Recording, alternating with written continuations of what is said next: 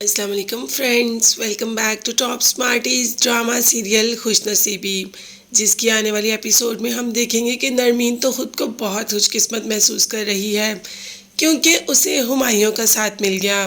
اور اب تو ہمایوں کوئی عام ہمایوں نہیں، اب تو ہمایوں نے گل کے ساتھ مل کر بوٹیک بھی اوپن کر لی، یعنی کہ اپنی تو نہیں مگر گل کے ساتھ پارٹنرشپ میں تو مال میں بوٹیک بنا لی۔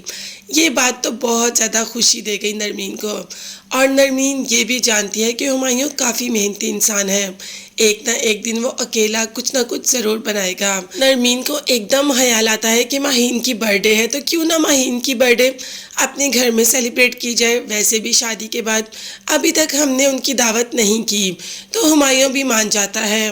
اپنے حال وہ جوڑا نکال کر دیتا ہے ماہین کو جو کہ نرمین کا ہوتا ہے، اور کہتا ہے کہ یہ پہنو۔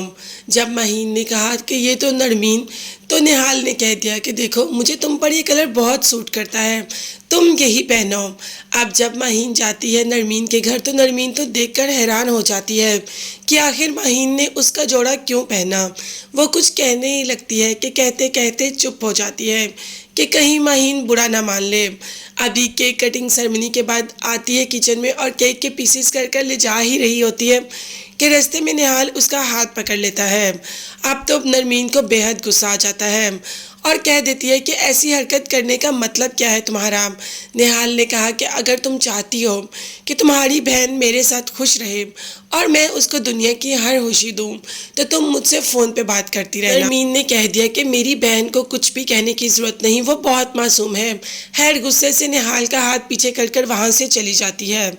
رات کو جب ہمایوں روم میں ہوتا ہے تو اسے کہہ دیتی ہے کہ مجھے نہال ویسا نہیں لگتا جیسا سب کے سامنے شو کرواتا ہے، اندر سے وہ کچھ اور ہی فیل کر رہا ہے یا وہ کچھ اور ہی سوچ رہا ہے، مگر ہمایوں کو ابھی ایسا کچھ بھی محسوس نہیں ہوا۔ اسی لیے نرمین کو کہہ دیا کہ شاید یہ تمہارا وہم ہو، تم اتنا مت سوچو، ماہین اور نہال کی زندگی بہت اچھی چل رہی ہے۔ اب یہاں پر ہمایوں کو کیا بتائے کہ نہال نے آج نرمین کے ساتھ کیا حرکت کی۔ وہ یہ سب بتا کر سب کو دکھی نہیں کرنا چاہتی، وہ نہیں چاہتی کہ سب دکھی ہو جائے اور ماہین کی زندگی بھی خراب ہو جائے، خیر چپ کر جاتی ہے۔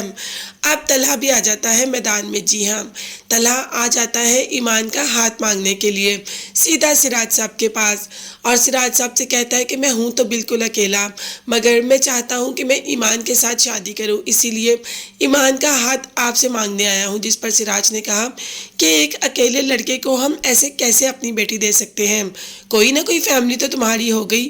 جس پر نہال نے کہا کہ میری کوئی فیملی نہیں، مدر میری یو کے ہوتی ہے، یہ تو وہ۔